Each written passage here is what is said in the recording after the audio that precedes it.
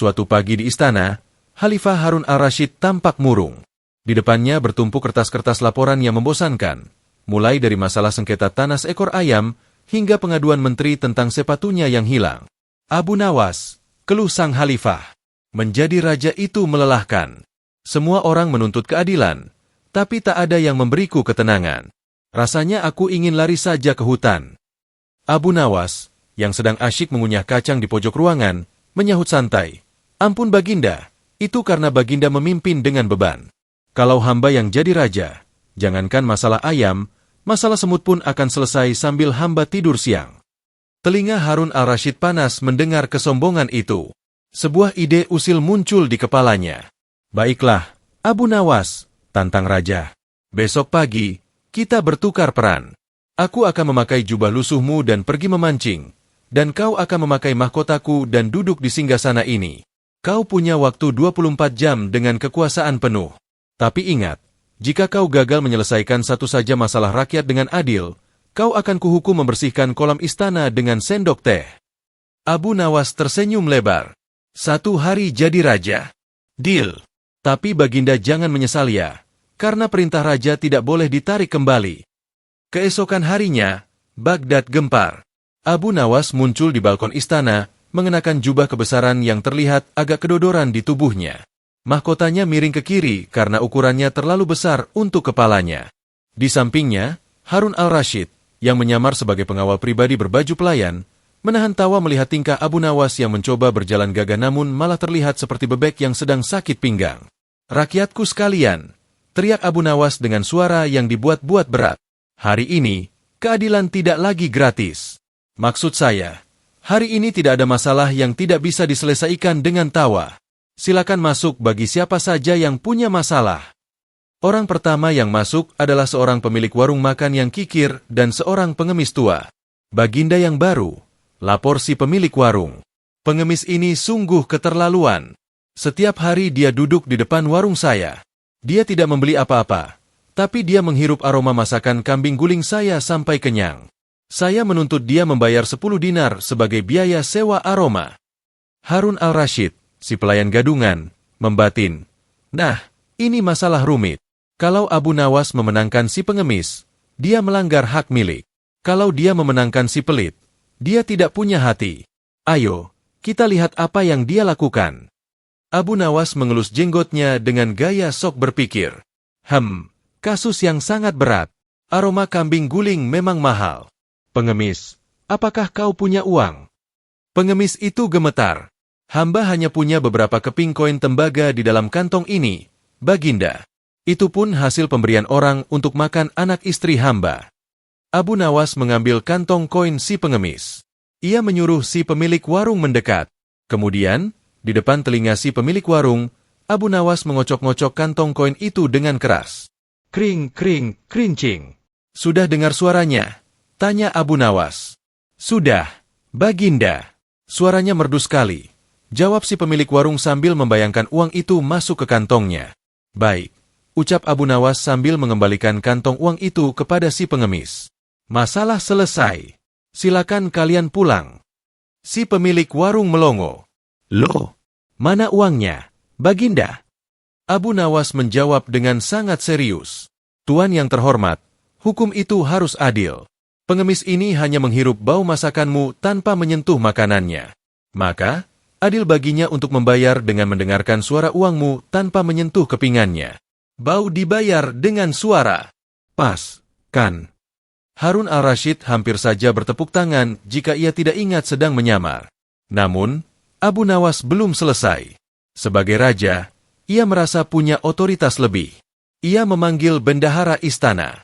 Bendahara, karena hari ini aku adalah raja, aku perintahkan, bagikan seluruh persediaan kue kering dari dapur istana kepada semua anak yatim di Baghdad, dan tagihannya kirimkan ke rumah menteri yang paling gemuk, karena dia terlalu banyak makan. Tapi Baginda, bendahara ragu. Tidak ada tapi-tapi. Raja sudah bersabda. Hari baru berjalan 3 jam, dan Abu Nawas sudah membuat dapur istana kosong dan menteri-menteri panik. Harun al-Rashid mulai merasa bahwa membiarkan Abu Nawas menjadi raja selama 24 jam adalah kesalahan terbesar dalam hidupnya. Berita tentang Raja Suara Keping Uang menyebar ke seluruh penjuru kota. Rakyat Baghdad mulai menyadari bahwa raja mereka hari ini bukan hanya memakai mahkota miring, tapi juga punya logika yang miring namun mematikan. Khalifah Harun al-Rashid, yang masih menyamar sebagai pelayan, berdiri di samping singgasana sambil mengipasi Abu Nawas. Ia mulai merasa cemas karena Abu Nawas tampak terlalu menikmati perannya, terutama saat Abu Nawas menyuruh pelayan membawakan anggur dan menyuruh para menteri memijat kakinya. Tiba-tiba, seorang saudagar kain yang sangat kaya dan terkenal sombong masuk ke aula istana. Ia membawa beberapa lembar kain sutra yang warnanya sedikit memudar. "Baginda yang bijaksana," seru si saudagar dengan nada dramatis. "Hamba ingin menuntut keadilan. Lihat kain-kain mahal ini. Hamba menjemurnya di pasar, namun matahari telah membakar warnanya hingga pudar. Hamba rugi 100 dinar. Karena Baginda adalah penguasa dunia, hamba menuntut Baginda menghukum matahari atau mengganti kerugian hamba." Harun al-Rashid berbisik pelan di telinga Abu Nawas. "Nah, Abu Nawas, ini masalah alam. Kau tidak bisa memenjarakan matahari. Ayo, gunakan kekuasaanmu." Abu Nawas mengangguk-angguk seolah mengerti penderitaan si saudagar. Ia mengambil selembar perkamen dan menuliskan sesuatu dengan tinta emas. "Hukum harus tegak. Matahari tidak boleh semena-mena pada rakyatku," teriak Abu Nawas. "Aku telah menuliskan surat perintah penangkapan untuk matahari. Pengawal, pergilah ke alun-alun sekarang juga, bawa rantai besi terkuat, dan tangkap matahari itu saat dia turun di ufuk barat sore nanti." Para menteri saling pandang. Si saudagar tersenyum puas, merasa menang. Namun, Abu Nawas belum selesai. "Tapi, Tuan Saudagar," lanjut Abu Nawas, "matahari adalah makhluk yang licik. Dia pasti akan melarikan diri ke balik bumi. Jadi, agar hukum ini sah secara administrasi, kau harus membawa matahari itu ke depan persidangan ini secara pribadi. Jika kau tidak bisa membawanya ke sini besok pagi, maka kau akan dihukum karena telah menghina raja dengan membawa kasus yang tersangkanya tidak bisa hadir." Si saudagar pucat pasi. "Tapi Baginda, mana mungkin manusia bisa menangkap matahari?" "Loh, jika kau sendiri tahu itu tidak mungkin, kenapa kau meminta raja melakukan hal yang mustahil?" jawab Abu Nawas ketus. "Sekarang pilih, kau pulang dan lupakan kerugianmu, atau kau aku penjara karena membuang-buang waktu raja dengan urusan jemuran." Si saudagar langsung lari tunggang langgang tanpa menoleh lagi. Waktu makan siang tiba. Abu Nawas melihat hidangan istana yang sangat mewah, ayam panggang, domba madu, dan buah-buahan dari berbagai negeri. Ia melihat Harun al-Rashid, si pelayan, yang perutnya mulai keroncongan. "Wahai pelayan," panggil Abu Nawas kepada Harun al-Rashid, "kemarilah. Aku merasa makanan ini terlalu banyak untuk satu orang. Karena aku raja yang sangat baik hati, aku perintahkan kau untuk menghabiskan semua paha ayam ini, sementara aku akan makan bagian sayapnya saja." Harun al-Rashid terkejut. "Tapi Baginda, paha adalah bagian terbaik." "Diam. Ini perintah raja. Dan satu lagi, karena jubah pelayanmu terlihat tipis, aku perintahkan kau untuk duduk di kursi menteri yang paling empuk itu sambil makan. Menteri yang punya kursi itu sekarang harus berdiri di pojok sambil memegang kipas, agar dia tahu rasanya jadi rakyat jelata." Menteri yang bersangkutan hanya bisa melongo, sementara Harun al-Rashid duduk di kursi menterinya sendiri dengan perasaan campur aduk, antara senang makan enak dan kesal karena dikerjai Abu Nawas di depan anak buahnya. Selesai makan, Abu Nawas berdiri dan melihat ke arah jendela. Ia melihat sungai Tigris yang tenang. "Bendahara, aku punya ide cemerlang untuk sore ini. Aku ingin semua ikan di sungai Tigris diberi tanda pengenal agar kita tahu mana ikan milik istana dan mana ikan liar. Perintahkan seluruh nelayan untuk menangkap ikan, memakaikan kalung kecil di leher ikan itu, lalu melepaskannya kembali." "Tapi Baginda, ikan tidak punya leher," protes bendahara. "Jangan membantah. Jika tidak ada leher, ikat di ekornya. Aku ingin laporan jumlah ikan yang memakai kalung besok pagi." Harun al-Rashid mulai berkeringat dingin. Jika Abu Nawas dibiarkan sampai malam, bisa-bisa seluruh Baghdad dipaksa memakai baju terbalik atau diperintah menghitung butiran pasir di gurun. Matahari mulai condong ke barat, dan kegilaan di istana belum juga mereda. Perintah Abu Nawas soal ikan berkalung telah membuat para nelayan di sungai Tigris sibuk bukan main, bukan mencari ikan untuk dimakan, tapi sibuk mencoba mengikat tali jemuran ke ekor ikan mujair yang licin. Sementara itu, Khalifah Harun al-Rashid, yang masih menyamar, Merasa kakinya mulai kesemutan karena harus terus berdiri di samping Abu Nawas yang sedang asyik rebahan di singgasana sambil disuapi buah anggur oleh Menteri Keuangan. Sore itu, masuklah dua orang pemuda yang wajahnya sangat mirip, diikuti oleh seorang gadis cantik yang menangis sesenggukan. Kedua pemuda itu bersitegang hebat di depan meja hijau. "Baginda yang mulia," teriak pemuda pertama. "Gadis ini adalah tunanganku. Kami sudah berjanji akan menikah bulan depan. Tapi saudaraku ini mencoba merebutnya dengan ilmu sihir." "Bohong, Baginda," sahut pemuda kedua. "Gadis ini mencintaiku. Dia memberikan selendangnya padaku sebagai tanda cinta semalam di bawah pohon kurma." Gadis itu hanya menangis dan berkata, "Baginda, hamba bingung, mereka berdua sangat baik. Hamba tidak tahu harus memilih siapa."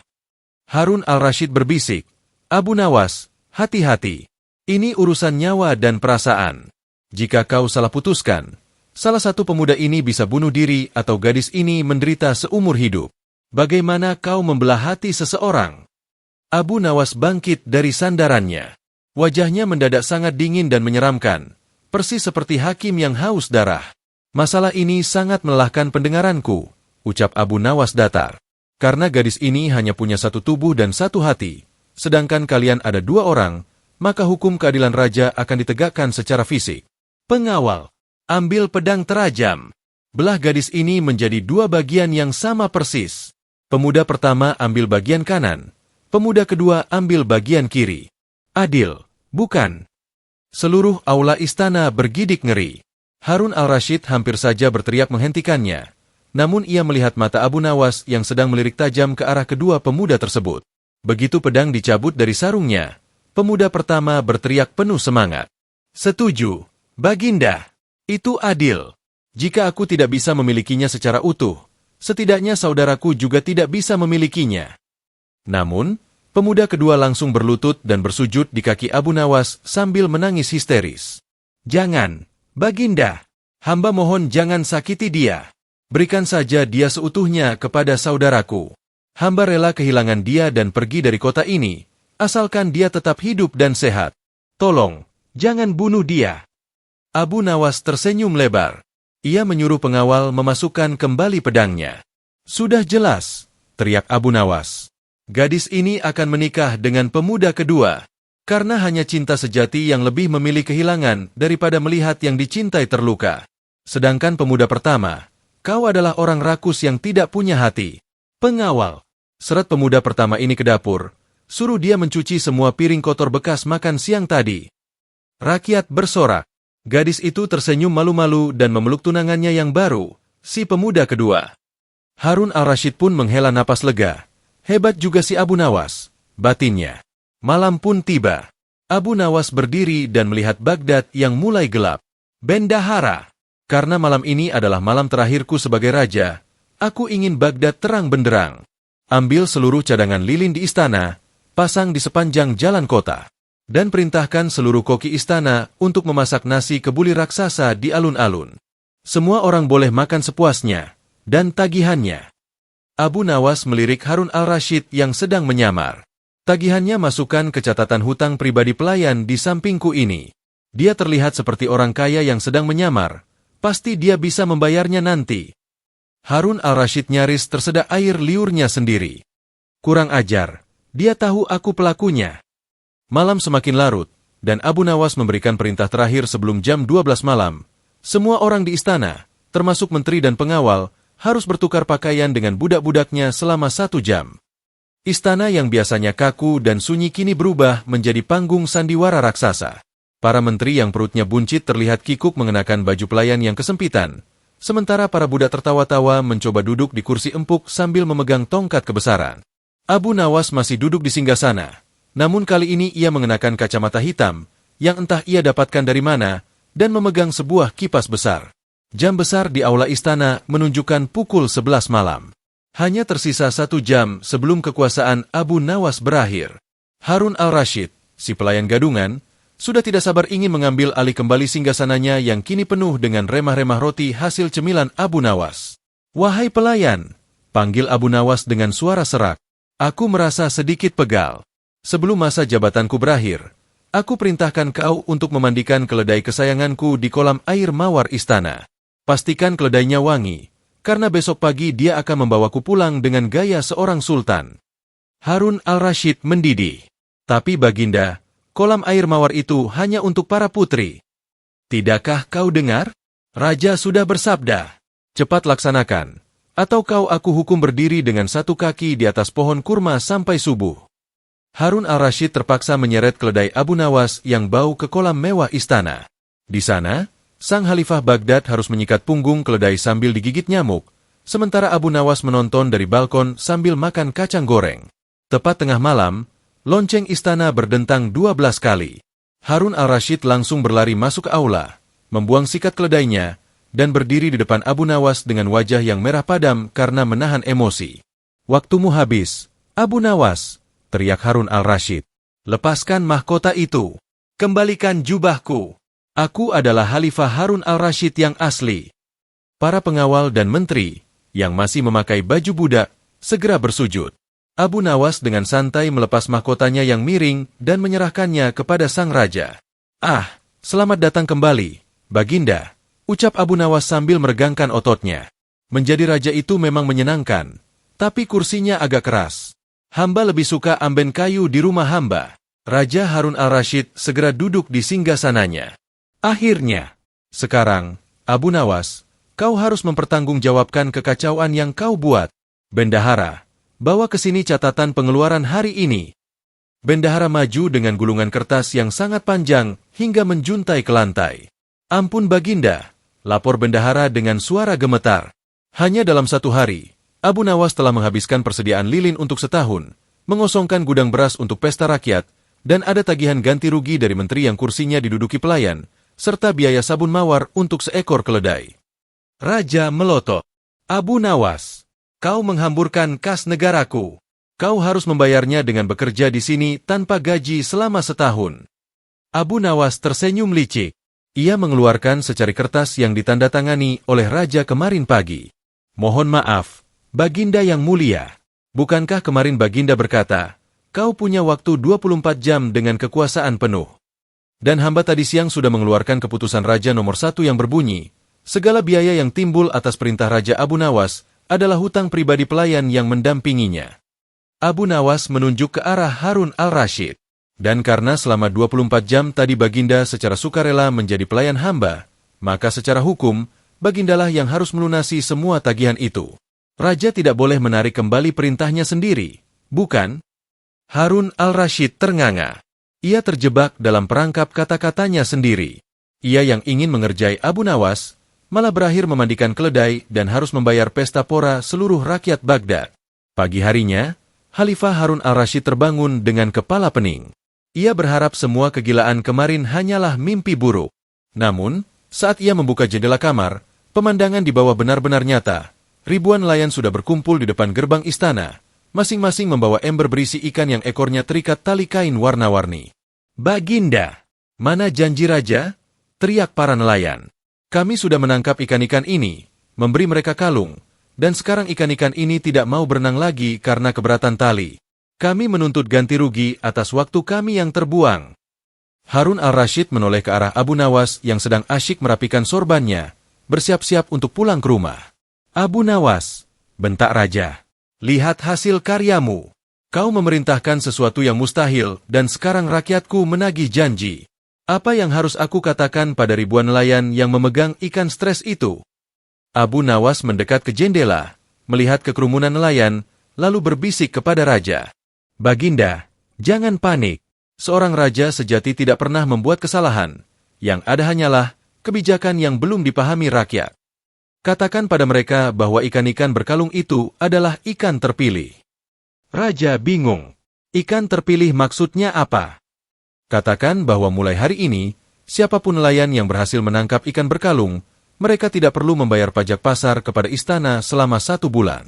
Sebagai gantinya, mereka harus menyerahkan kalung itu kembali kepada bendahara istana sebagai bukti. Raja segera mengumumkan hal itu dari balkon. Seketika, kemarahan nelayan berubah menjadi sorak-sorai kegirangan. Mereka merasa mendapatkan keuntungan besar. Padahal, secara logika, nelayan tetap harus bekerja menangkap ikan, Dan istana sebenarnya tidak rugi apa-apa karena pajak pasar yang dibebaskan itu tertutupi oleh kegembiraan rakyat yang tidak jadi memberontak. Raja Harun al-Rashid akhirnya menghela napas panjang. Ia duduk kembali di singgasananya yang kini sudah bersih. Abu Nawas, ucap raja dengan nada lemas namun kagum. Kau benar-benar keterlaluan. Kau membuatku jadi pelayan, memandikan keledaimu, menguras kas negaraku, dan hampir membuat nelayan mendobrak gerbangku. Tapi aku harus akui, caramu memutar logika hukum sungguh luar biasa. Abu Nawas membungkuk hormat. Ia meletakkan mahkota pinjaman itu di atas meja dan mengambil tongkat kayunya yang tua. Ampun Baginda, menjadi raja itu memang berat. Tapi yang paling berat adalah menjadi raja yang merasa dirinya paling benar. Hamba hanya ingin mengingatkan Baginda melalui satu hari kemarin, bahwa di atas jubah kemuliaan Baginda, ada rakyat yang setiap hari berjuang dengan masalah-masalah lucu yang butuh penyelesaian cerdik, bukan hanya dengan hukuman mati. Raja tersenyum tulus. Aku mengerti, Abu Nawas. Pergilah pulang. Tapi sebelum kau pergi, ambillah karung emas ini sebagai upahmu menjadi raja sehari. Abu Nawas menerima emas itu, namun ia membagikannya kepada para penjaga gerbang dan pelayan istana saat ia berjalan keluar. Loh, Abu Nawas, kenapa kau bagikan emas itu? Tanya raja heran. Karena sebagai mantan raja, hamba tidak mau pulang membawa beban harta. Hamba ingin pulang membawa beban kantuk karena semalam hamba kurang tidur memikirkan cara mengerjai Baginda. Jawab Abu Nawas sambil tertawa terbahak-bahak. Abu Nawas pun melangkah pergi, menuntun keledainya yang kini berbau mawar istana, kembali ke rumahnya yang sederhana. Baghdad kembali normal, namun para nelayan selalu tersenyum setiap kali melihat ikan di sungai Tigris, dan Raja Harun al-Rashid tidak pernah lagi mengeluh bahwa menjadi raja itu membosankan.